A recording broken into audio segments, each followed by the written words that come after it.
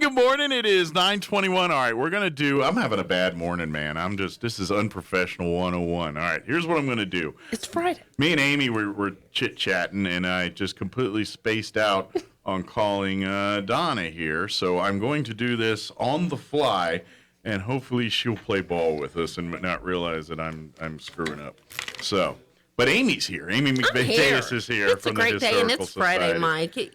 You're awesome, Mike. It's all good. Well, it's Friday, so I'm going to let it go for me this time here. But all right, I want to put her on the ruckus, so we're going to surprise her live on the radio here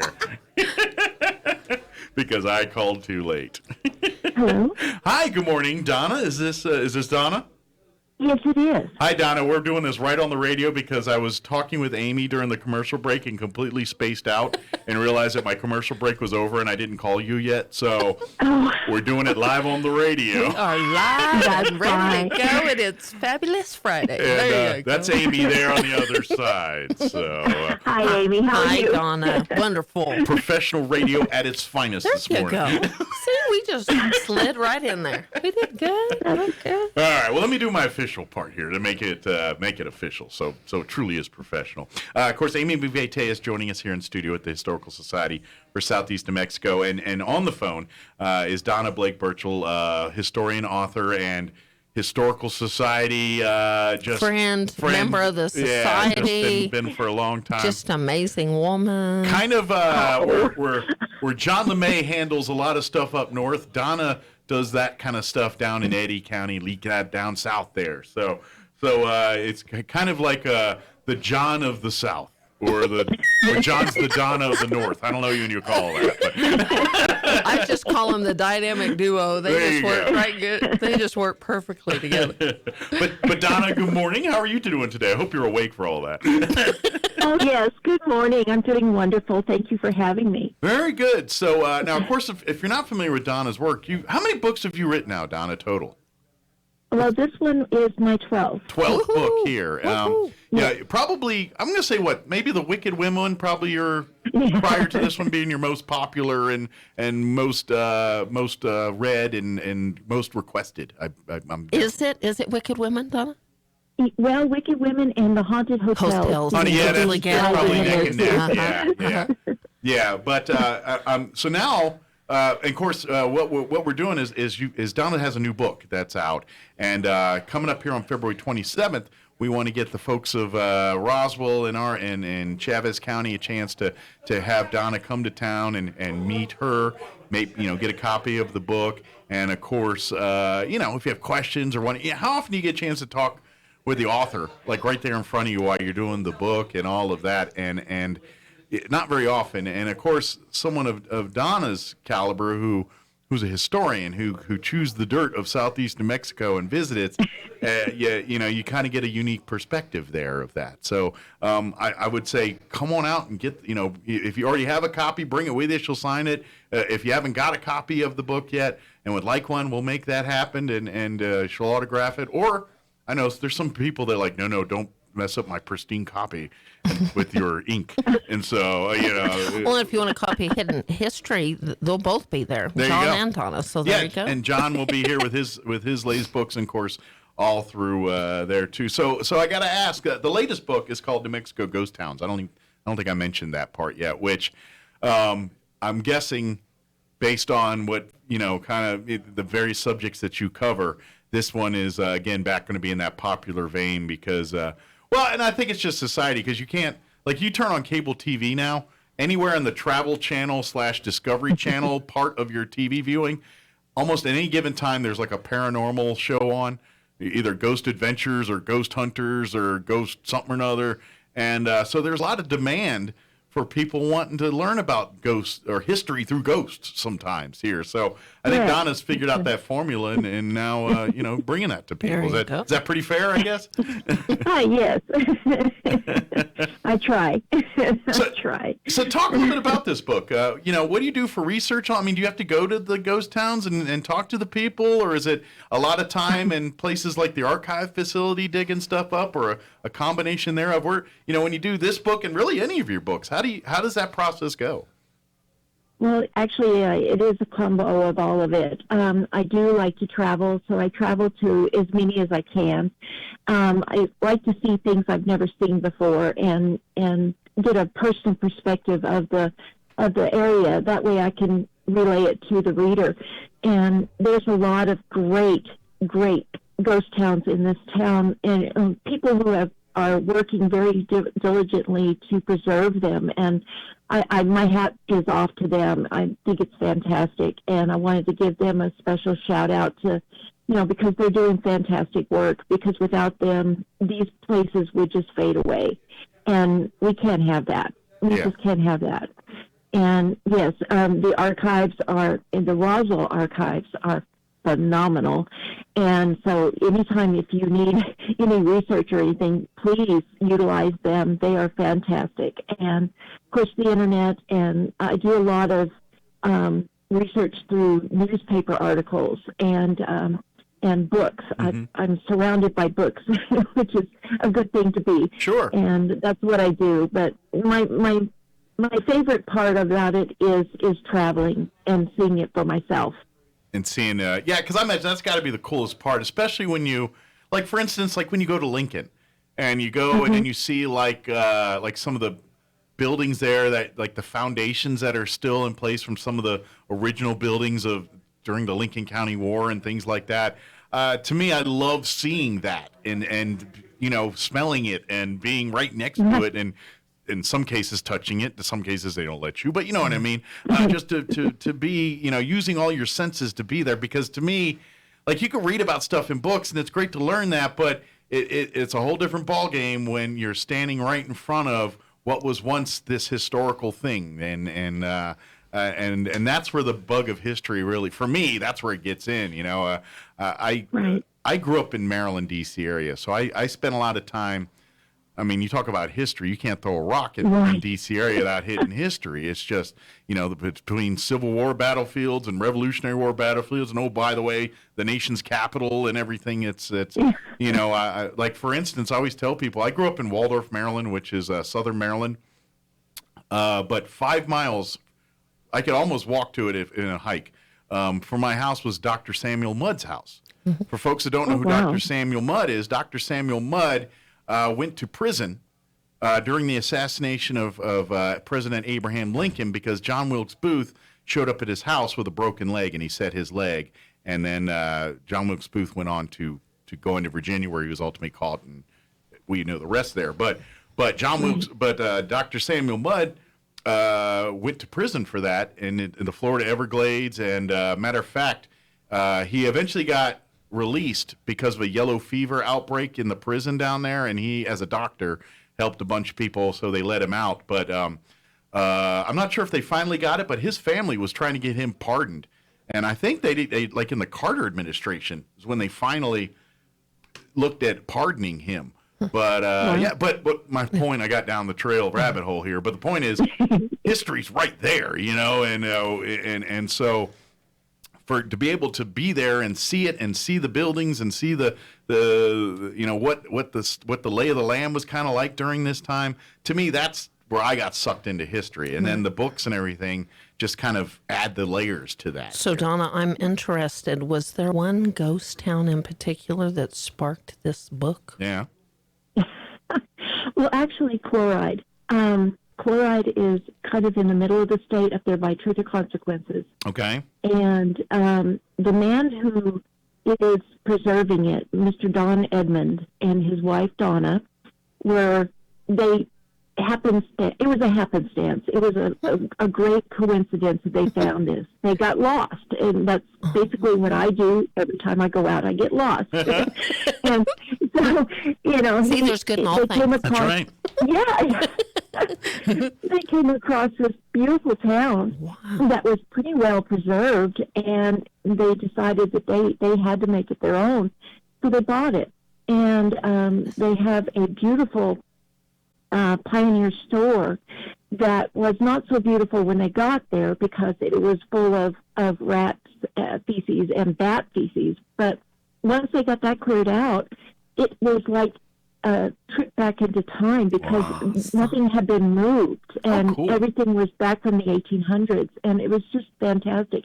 And you can go in there today and go through this museum, and if you're lucky enough, you can have Mr. Evans be a tour guide, which I was, which was wonderful. I mean, you can't get any better than that. Yeah. And, Sure. yeah, chloride. And they have a hanging tree, which was never used for hanging, but what they would But do in case they needed one, they designated one. right, yeah.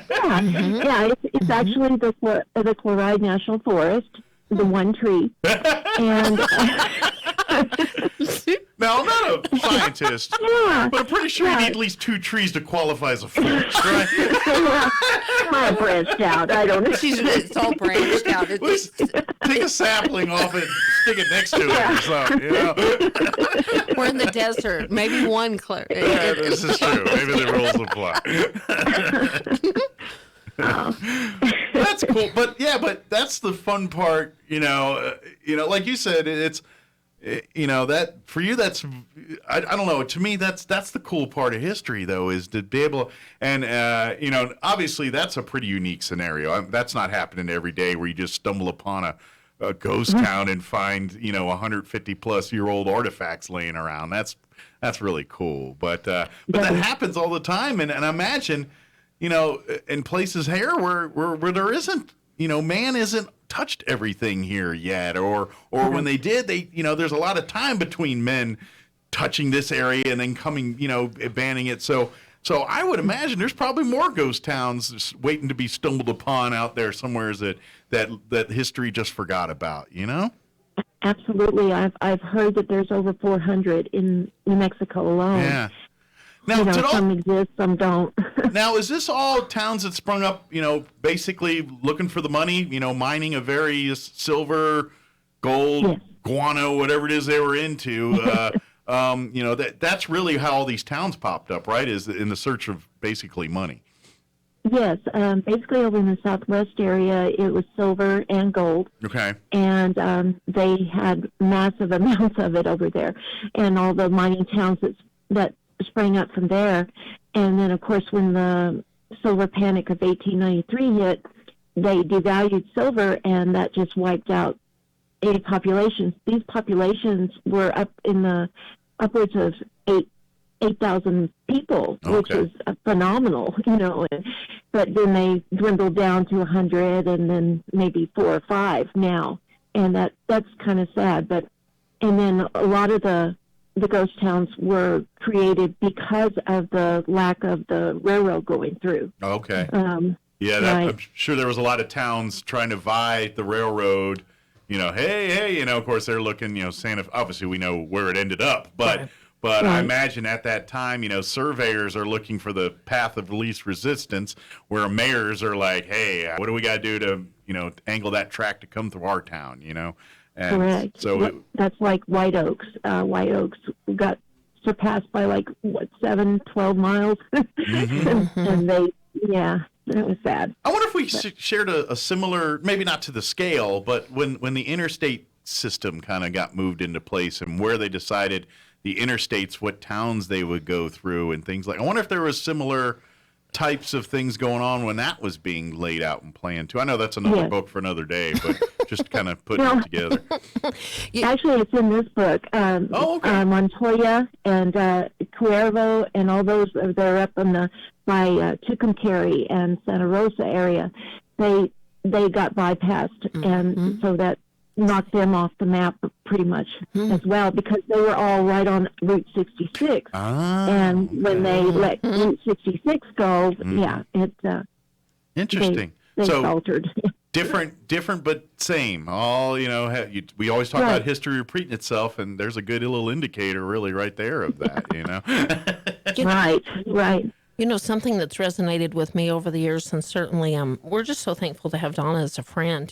I can't remember the first time we ever met Donna. I mean, she's just part of us. Like Mike said, I mean, you're not on the board, but you're such a significant part. But I just want to thank you, and I don't think you realize the impact you have on tourism, because us locals, if you will, don't support our local treasures. And if I want to challenge people listening to purchase a book and create that road trip, if you will, because Donna, you don't realize people, come through Roswell, but picking up a Donna Blake Birchell book is tourism 101. Absolutely. You're enhancing, and those hidden gems, whether it is the hidden gem book, and that's a whole other story. That's your thickest book, right? Is the gem book, Donna? Yes, that was a 40,000-mile book. Yes. Yes. And how many? Because Donna and I have done some presentations, and she did one at Sierra. Do you have any idea how many miles you traveled? Didn't you tell the kids over the years how many miles you've traveled with all your books? Well, just that one was 40,000 miles, and it's got to be a good 100,000. Yes. If you got a rental car for that, and I put the miles on someone else. Oh, no. No, unfortunately. And Donna, what was your first book? It was Carlsbad Caverns. Okay. Yes, that was a Images of America book. It focused on our archive here in Carlsbad. We have a wonderful photograph archive here, and when our historian was alive, he maintained it, and he was a great curator.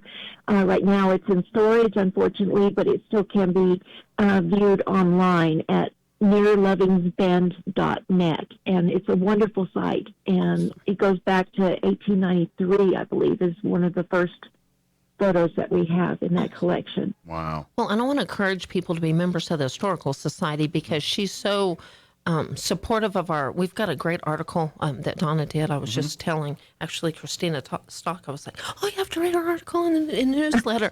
Now, we've been following you on Instagram. Are y'all starting meetings down there with your Historical Society? Yes. Oh, good. Yes, they are. It's usually on Monday nights, and I believe it starts at 6 or 6:30. Okay. And it's usually at the library annex. Okay. It's the Hall of Fame now. So people that love and really have a great respect for your books, whether we're here in Chaves County, that's one thing that is so important to the Historical Society. We've developed working relationships with David Minton down in Lee County and everywhere. And we've got some listeners from Eddy County area and all that individuals too. can be a member of your society, correct, Donna? And how can we get involved? Is it what's the yeah. There is, through the website, there's also the Southeastern New Mexico Historical Society, which is their website, and you can do it there or just show up at a meeting and pay dues. The last time I looked, it was $5 for an individual and $6 for a couple. Oh, that's quite a...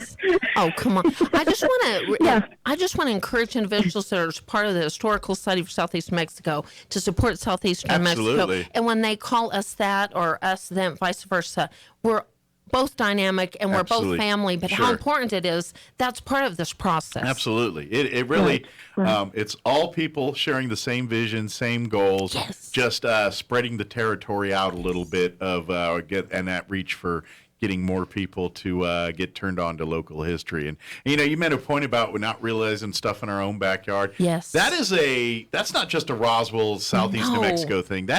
Because like I said, when I was growing up in Maryland, it's no different there. People live in the D.C. area, and they never set foot in one of those museums or monuments in Washington, D.C. It's fascinating to me. The statistics are there. Yeah. It's through the roof that out-of-state supporters of tourism are quadruple the supporters of, if you will, locals, not supporting their own treasures. Yeah. So. That's not a unique problem to us. And then these authors can spark the interest, whether it's a museum or a book or an author. I mean, we're just all in this together. We're just wanting to celebrate this amazing area that we all take for granted. Drive right by, do things. There's just so much cool stuff, and I mean, and this is coming, like I said, from my perspective. Growing up in Maryland and D.C., I know I've said it like 27 times in this interview, but to give you context as why I'm doing it is like literally surrounded by history. And I mean, I just grew up with so much in my backyard. And, you just could not, arguably one of the most historical cities in the country I lived in, and it's just the way it is. And so I grew up with a love and things for that. And then, of course, moving out here, I'm like, well, how old's your history? Cowboys and everything else. And I'm like, no, just I mean, just like the first time I went to Santa Fe and learned about the oldest churches and seeing that stuff, and I'm like, oh yeah, we got some history. And then of course, being a fan of the Young Guns movies as a teenager, and then coming to Lincoln for the first time and seeing, I was like, oh, these movies actually had some historical, factual information in them between all the Hollywood. And so I was like, oh my goodness, look, this is where the escape took place. This is where the Tunstall, McSween house was, all this stuff. I loved all of that. And then that's expanded onto other aspects as well when we talk about the role of this region during the Cold War and some of the stuff the Walker Aviation Museum does, and learning about that side of Roswell's history and Southeast New Mexico's history and our roles serving during World War II. I didn't realize all that. The German POW camps that were here in Roswell and out in Fort Stanton area and all that stuff. I mean, it's amazing. We got amazing history here that is more than just Billy the Kid and a lot bigger and a lot older history, ancient history than people realize. And it starts with youth, though, because Donna's so good to come down here and partner with us on educating. If we can't respect ourselves enough, respect our youth, the future. And she's always happy to celebrate that with our younger generations and how important it is before we lose them and they go somewhere else and celebrate us or somewhere else. That needs to resonate with them here. Yeah. And she's so wonderful to help partner with us. We appreciate you. Absolutely. Thank you. Thank you so much. I enjoyed that. So please come out and talk with Donna. Now, it's Sunday, February 27th. No Super Bowls to interrupt it. That's right. None of that. So it'll be a couple Sundays from now. It'll be, think of it as a Sunday fun day, like one of our old Sunday fun days we used to do every monthly here. Pre-COVID. But yeah, think of it as a Sunday fun day event with Donna Blake Birchell. She'll be here with copies of her latest book, New Mexico Ghost Towns. And of course, if you're trying to get a copy of some of our other books, we'll make sure to have those lying around and we all could that. sell out. If you're listening right now, want to reserve a copy or stop by and purchase one in advance. We've had people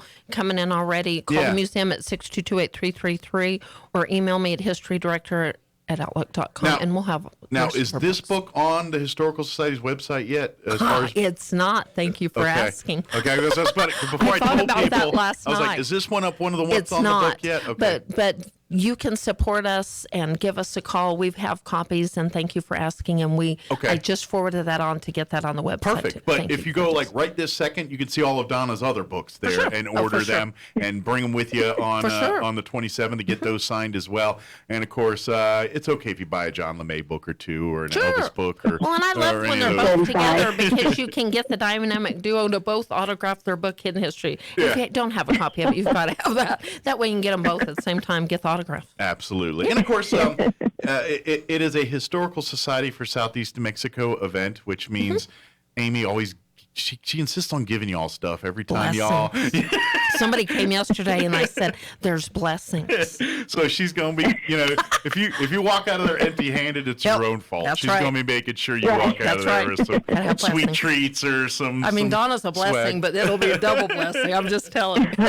And then of course, the fun part is getting an opportunity to sit down with Donna and even just talking experiences and sharing some of, like you said, the fun part. Like you're talking about 40,000 miles of travel doing research here. Obviously, there's a lot of stories just from that travel alone that probably never going to make a book. But you get to talk about that kind of stuff, and so this is your chance to do that. And while I'm thinking about it, bring your loose change, Mike. Yes. We're continuing the loose change drive.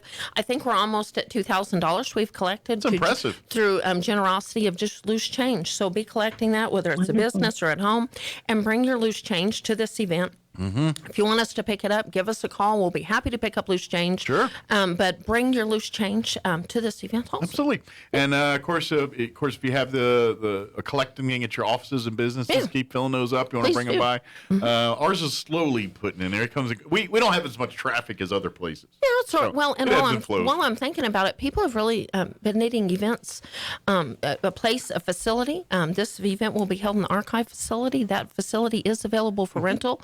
And we've had that for private meetings and different things. It's kind of a hot place right now. So Yes. call 622-8333 if you need more information about the archive facility. And its Absolutely. availability. And again, for the Donna Blake Birchell book signing and presentation, that's going to be Sunday, February 27th from 2 to 3:30 p.m. Again at the Archives facility, 208 North Lee, which is the facility right next to the J.P. White home, the museum there. The parking is right in the middle of the two, in between the two buildings. Park there, get plenty. Shoot, while you're there, maybe we can do a private tour or two if someone's willing to. And Donna, we can look forward to a feature in the Roswell Daily Record, correct, about this book? Yes. As far as I know, yes. Donna That would be did something wonderful. great Thank you. for our newsletter. So if Oh, you great. want a copy of the newsletter, give us a call and we can mail you one for Yep. the membership. But I think we've got something else featured too. Just more blessings from Donna Blake Birchell. And while we got you here, Donna, if you want to do some plugs, for your stuff too, but the Historical Society there too, and what's good ways to contact you about any of that kind of stuff? Well, actually, I have not been super active with the society Okay. right this moment because I had so many other things coming on. But Carolyn Olson is one of our main people there. She's our treasurer. Okay. And she is fantastic. And she would be able to answer any questions. Also, through the website, we have Jameson Lucas, who is doing just wonderful work through our website. And I am super proud that they are bringing in younger people, and we're just very proud of that. Very, very proud of that. And Well, if anybody bringing needs in- more information, they can call the museum, 622-8333, or Right. email madehistorydirector@outlook.com. Yeah. Then I will connect. I have to ask Donna before we go off the air, do you have a new project, new book? New thing in the I works, do. Oh, I no. do. Can you tell us anything about it? or at least the general vibe of it. Oh, okay. For interest. Yeah. I mean, I would let the Inquiring cat out of the minds. bag, but what direction you take it. Well, actually, I have to thank John LeMay for this. He wrote the Tall Tales and Half Truths of Billy the Kid and Pat Garrett. Yeah, well, great he book. was very, very, they're wonderful. And he was extremely kind to allow me to do the same series, but with Clay Allison. Okay. And Clay Allison is an extremely complex character. He's a gentleman gunfighter, and but he's not. He doesn't want to be called that. He wants to be called a shootist. And he's just from all the way from Colorado all the way down to Pecos, Texas. He's been in New Mexico and causing trouble the whole length of the state. Stirring up ruckus. Yeah. And so, Exciting. See, that's exciting. and so he I got didn't know. a folklore-like reputation. Anytime that Yeah. happens, sometimes the lines between truth and legend blur a little bit. Right, exactly. So I'm having fun finding out the truths and the half truths That's of this man. exciting. Yeah, it is. It's been a great Good project. deal. So maybe here That's down the exciting. road here, either later this year or next, we could see that on the shelves. I feel a future Right, presentation exactly. coming on already. Good deal. Well, until that happens, you're going to have to wait till the 27th. There you and go. Come on There you go. down and come and meet Donna. Come learn and come and get a copy of the new book, which is the new book until this new one comes out, New Mexico Ghost Towns, which Yay. is going to be a fascinating look at some of long lost, forgotten places in New Mexico here, and hearing the stories of them. That's and I love that. That's because. Trust me, once you get into it, you're going to be, I'm telling you, once you get cracking open into one story, it's going to begat the next. You know what I mean? You just, Right. you get kind of lulled into it, because history, after all, is the study of people. It's us. And everybody loves and concerned about people. So when people say they don't like history, I call foul on that, because I think you do. Right. Oh, for sure. Yeah. For sure.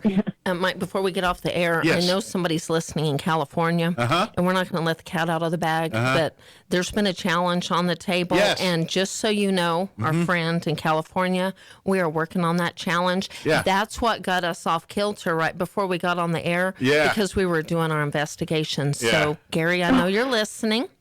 And just know that we're working on the challenge, and I'm very excited to see where Mike and I take this. Is that a good way to say that? I'll tell you this. It's going to require me wearing a helmet. So dear. you can figure out where that's going. We've got to find him. That could go in a lot of directions. Oh, man. Some people are saying that boy should be wearing a helmet anyway. Yeah. So we're going to have some fun with it, and we are working on it, and you are going to be very excited where we take it. So there you go. Absolutely. But See, it's the Hysterical Society. It's Exactly. Friday, so we Yeah, have to have have fun. some. This Right. is historic, so we've got to have fun. We're excited to have you here, Donna. Can't wait for it, and thank you for Yeah. all you do for the society. absolutely. And sorry, go ahead. My pleasure. My pleasure. Thank you so much for your continued support. I mean, without you and all the readers, I would be nothing. And I thank you from the bottom of my heart. Yeah. Is there? I'm going to give you last word here before we go. Is there anything that you wanted to make sure we covered, Donna? That we start talking about helmets and whatnot. Get sidetracked on. I'm sorry. Well, I just want to make sure that you know that your listeners know what a treasure you have in Amy Yes. and in John and in your museum and historical society. They are phenomenal. They've done such great work in keeping history alive, and it's just, you need to support them. Please support Absolutely. them and keep them going, because without people like these, authors would be nothing, because we need to support. We need somebody to promote, and I am so blessed and so thankful to have Amy and John in my corral. I mean, I'm just so happy to We're have them. stuck and- with each and- other now. I mean, it's Right, just I think abandoned, so. huh? Well, and I can deal with that. well, and to be honest, you look at it without the work and efforts of like yourself and like I said, Amy and all the people that call Historical Society home. Without that, we're in essence creating our next ghost towns that's and right. things. You know what I mean? And without that, then guess what? I'm not saying Rosl's going to disappear in the way of time like that. But, I mean, it could 500 years from now. But I mean, what I'm saying is we're preserving that so That's right. history isn't lost like some of these ghost towns Well, were. we've You know? been doing a series at Grace Community Church, and Rick Hale keeps talking about passing the baton. That's the way I see it. We were handed the baton. The Elvis Flemings of the world and so many just handed the baton off. Yeah. And we're not going to hold on to that baton forever. And if we don't prep ourselves and get these younger generations reaching out for that baton, it will all be ghost towns. So Absolutely. we're just being good stewards of the many behind us that have started all this stuff, and we've got to improve it so it's, as we leave it and pass it on, it's even better. How about that? We're going to make it better. Absolutely. Right. Well, thank you, Donna, very you, much, Donna. and we'll see you here in a couple weeks here in person. And of course, if anybody has any questions about anything we talked about, you can always go to roswellnmhistory.org. Talk about everything we just talked about here. Of course, email historydirector@outlook.com. Or call the facilities too. What's the number again? 622-8333. If you have some questions regarding the archives, 622-1176. If you need me directly on my cell phone, because I'm not always there, call me directly at 575-915-4471. The museum is open by appointment, but we will make it happen, and you will get the tour you never dreamed Oh, of. yeah. It's a great thing. It's really you're gonna want to do it. Archives facility open to give us a call, and we'll Yeah. make it happen. Got events Weekends, and whatever things we you need wanna to do. It can Research, events, whatever. Got a nice kitchen, everything there for you. Keep that change coming. There you go. There you go. Happy day, Donna. Thank you, Donna. Have an awesome day, and we'll see you here next time. Okay? And go USA. Thank you so That's much. right. USA. Go Yes. USA. Team USA. Team USA. And who's rooting for who on Sunday? Ooh, wee. You already you said you're going for Bengals, right? Did you tell me that? You know what? I am thrilled they're both in there, Yeah. so it's a win-win in my opinion. Do you have a dog in this fight, Donna, on the Super Bowl? I really don't. Okay. I don't either. Just love it. And I like don't I said, with the Olympics, Super Bowl, it's just a fun sports weekend in I general. like to root for the Right. underdogs, so my heart's going to For kind of be with the sure. Bengals. I agree. But my I head agree. says, Well, I mean, the head planets coach's are aligned name for the future. Rams is McVay, so somehow Yeah. we might have lineage. I might have it. I've got Wow. the McVay thing going. You never know. He used to be with my favorite team, and I'm kind of butthurt that he's not coaching there now because look at my team. Look at this one. So. But have a great weekend. Thank you, Don. We'll see you. We'll get you wrapped up in another conversation here. Have a great day, my friend. Take care. We'll talk to you here in a couple weeks, all right? Thank you so much. Thank Thanks. you. Okay, Bye-bye. bye-bye. All right, that was Donna. Thank you, Amy, as always. We'll see you here next time. Thank you. 9:56, quick break.